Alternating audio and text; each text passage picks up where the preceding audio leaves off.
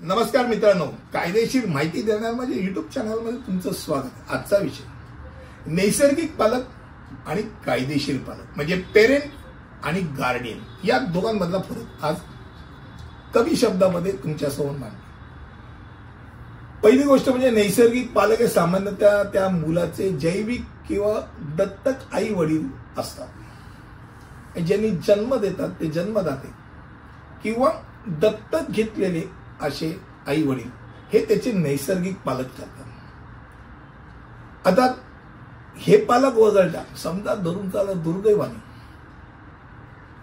आई वडील यांचा अपघाती मृत्यू झाला किंवा काही अशी आपत्ती आली की दोघेही आई वडील हे जिवंत नेतक्या फार लांब गेले किंवा दोघांनी त्या मुलांना टाकून दिलंय, अशा वेळेला त्या मुलाचं पालकत्व ज्याला आपण म्हणतो गार्डियन हे कोण होतं, तर तो प्रौढ व्यक्ती जो त्याची काळजी घेण्याकरता नियुक्त केला आहे किंवा इच्छापत्रामध्ये त्याच्या आई वडिलांनी लिहून दिलं की असं काही घटना घडल्यास याचं पालक होतं हे या माझ्या भावाला किंवा बहिणीला दिलं जाईल, असा कायदेशीर पालक हा त्याचा गार्डियन असतो।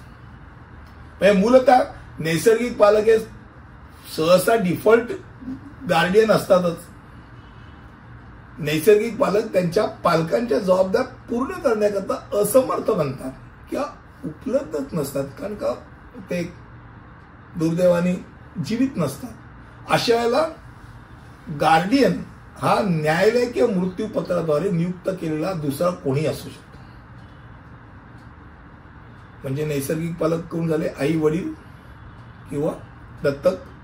कायदेशीर पालक म्हणजे गार्डियन कोण झाले, अल्पवयीन किंवा अशक्त प्रौढ व्यक्तीची काळजी घेण्यासाठी, म्हणजे अल्पवयीन किंवा अशक्त प्रौढ व्यक्तींची काळजी घेण्यासाठी न्यायालयाने किंवा मृत्यूपत्राने नियुक्त केलेली व्यक्ती। आता सहसा आई वडील जर असे नैसर्गिक काही इतर कॅलॅमिटीमुळे हयात नसतील, अपघाती मृत्यू झाला, तर सहसा त्या आई वडिलांचे आई वडील म्हणजे आजी आजोबा हे सहसा पालक म्हणून जबाबदाऱ्या घेतात। आता आजी आजोबा नसतील किंवा ते स्वतः वैयक्तिकरित्या आजारी आणि हे असतील, तर दोन्हीकडचे म्हणजे मामा मावशी काका किंवा आत्या हे सर्वसाधारणरित्या या लोकांकडे पालकत्व दिलं जातं येतं आणि जे जबाबदारी घेऊ इच्छितात त्यांच्याकडे दिलं जातं।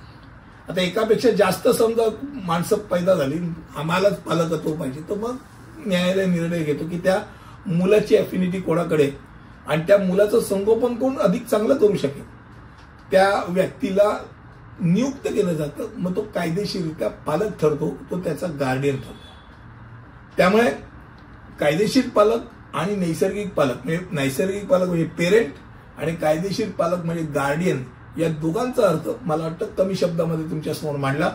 पुढील विषयामध्ये असंच काहीतरी नवीन घेऊन येईल, तिथपर्यंत इथेच थांबतो। धन्यवाद।